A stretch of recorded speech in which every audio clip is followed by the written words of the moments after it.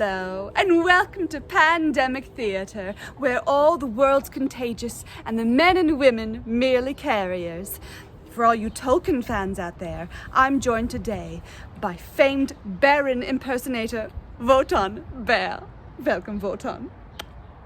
Just like the recent film adaptation of The Hobbit, this pandemic feels like it's never going to end. So to encourage us, I thought we'd do a scene from The Return of the King. That's right, when the One Ring finally gets thrown into the fires of Mount Doom.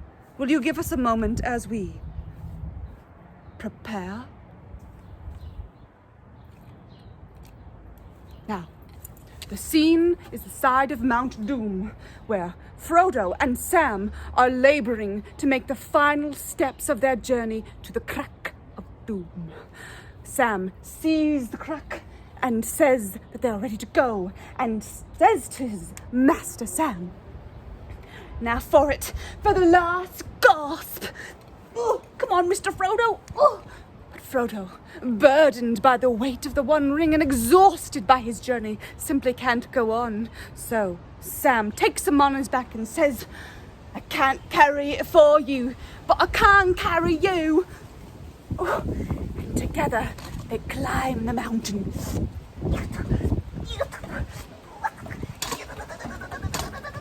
Until at last they make it to the last moment before they reach the crack itself.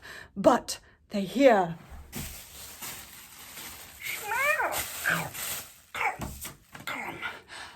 out of nowhere, Smeagol appears. Seeing Frodo and the ring, he says, "Make wicked master. Master has stolen from us, cheats us. Give it to us. You mustn't hurt the precious. Give it to us. Give it to us. Smell. Somehow, they fight him off and carry on. Oh, it's growing hotter and hotter. They can sense that something important is about to happen. Frodo turns and sees at last the fires of Mount Doom, from whence the One Ring was forged and to whence it must return. He turns and looks, but seeing the fire, he says, "I have come, but I do not choose now to do what I came to do. I will not do this deed. The ring is mine." So, with that, he puts the ring on his finger and disappears. Sam is aghast, but he has no time to think, because out of nowhere, Gollum appears, and seeing the invisible Frodo with the One Ring, they fight for mastership and ownership of the ring. But at last, Smeagol, seizing the ring, the finger that Frodo has the ring on, he takes it in his mouth and bites it off.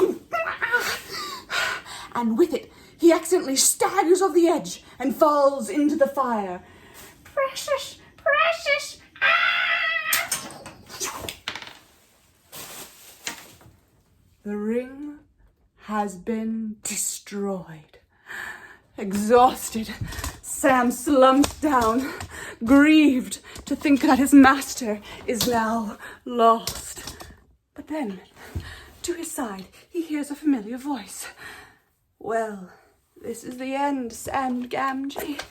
And there he is, his beloved master, Frodo, pale and worn, and yet himself again. And in his eyes there was peace now. "Master!" cried Sam, and they embraced. "Now, your poor hand! And I had nothing to bind it with or comfort it, for now Frodo has a bloody stump for a hand. His finger got bitten off." And Frodo says, "Yes, but do you remember Gandalf's words? Even Gollum may have something yet to do.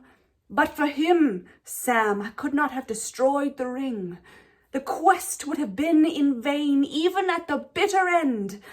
So let us forgive him, for the quest has been achieved, and now all is over.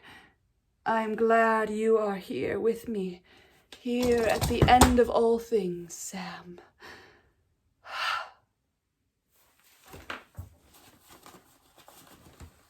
Thank you, friends, for joining me for that very touching and moving scene.